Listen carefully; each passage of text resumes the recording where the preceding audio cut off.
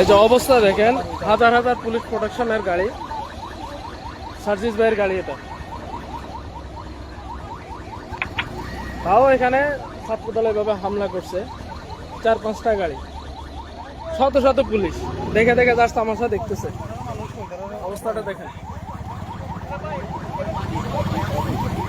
আমাদের গাড়িটা তো এ করছে, কিছু হয়নি।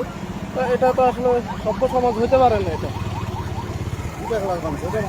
হ্যাঁ, এটা ভাঙছে। এটা তো কি মানে, এই গাড়ির ভিতরে 2জন এমপি ছিল,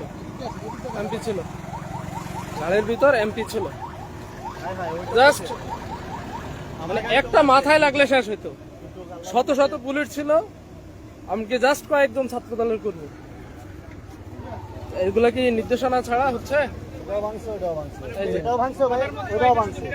আপনারা ভাই ওইখানে আমাদের না থামায় আপনারা টানিয়ে নিয়ে চলে আসছেন।